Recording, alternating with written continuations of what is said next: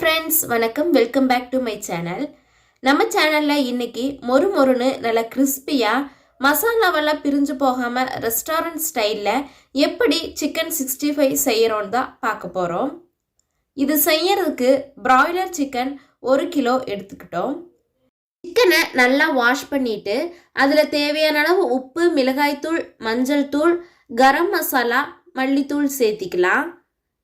நாங்கள் இன்றைக்கி எடுத்துருக்கிறது JP chicken 65 masala தான் எடுத்துருக்குறோம். உங்களுக்கு என்ன சிக்கன் 65 மசாலா அவைலபிளாக இருக்குதோ அதை சேர்த்திக்கோங்க. பேக்கெட்லேயே மென்ஷன் பண்ணியிருப்பாங்க எவ்வளோ கிலோ சிக்கனுக்கு எவ்வளோ பொடி சேர்த்தணுங்கிறது. அதே மாதிரி நம்ம சேர்த்திட்டு நல்லா மிக்ஸ் பண்ணிக்கலாம்.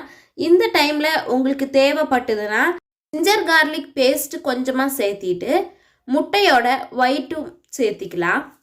முட்டையோட ஒயிட் சேர்த்தனோன்னா நல்லா ஒரு ஷைனிங் கிடைக்கும். சிக்கனுக்கு மேலே டேஸ்ட்டுமே கொஞ்சம் என்ஹான்ஸ் பண்ணி தான் இருக்கும். நாங்கள் முட்டை அன்னைக்கு சேர்த்துல, தேவை இருந்ததுன்னா சேர்த்திக்கோங்க. அதுக்கப்புறமா நல்லா மிக்ஸ் பண்ணிவிட்டு ஒரு 1 hour இல்லை 2 hour அப்படியே நம்ம லிட் போட்டு மூடி வச்சிடலாம்.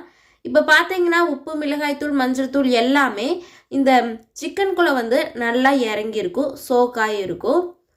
நம்ம எப்போ ஃப்ரை பண்ணுறோமோ அந்த டைமில் நமக்கு தேவையான அளவு கார்ன்ஃப்ளவர் மாவும் போட்டுட்டு நல்லா மிக்ஸ் பண்ணி எடுத்துக்கலாம். கார்ன்ஃப்ளவரை நீங்கள் ஃபஸ்ட்டே போட்டுட்டிங்கன்னா சிக்கன்லேருந்து தண்ணி விடும்போது இந்த கார்ன்ஃப்ளவர் மாவு இதில் நல்லா பிடிக்காது. அதனால எப்போ ஃப்ரை பண்ணுறோமோ அந்த டைமில் கார்ன்ஃப்ளவர் மாவையும் நல்லா போட்டு மிக்ஸ் பண்ணிவிட்டு இப்போ ஃப்ரை பண்ணுறதுக்கு ஸ்டார்ட் பண்ணிடலாம்.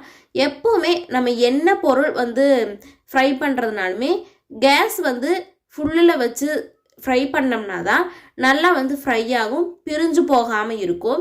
இப்போ நான் ஃபஸ்ட்டு இது போட்டாச்சு. போட்டுட்டு உடனே திருப்பக்கூடாது. கொஞ்சம் நேரம் வெயிட் பண்ணி ஒரு 15 minutes அப்படியே நம்ம விட்டுட்டோன்னா கீழே இருக்கிற பகுதி எல்லாமே நல்லா வெந்துடும். அதுக்கப்புறம் நம்ம திருப்பி விட்டோன்னா இப்போ மசாலாவெல்லாம் எப்படி பிரிஞ்சு போகாமல் இருக்குதோ அதே மாதிரி உங்களுக்கு கிடைக்கும்.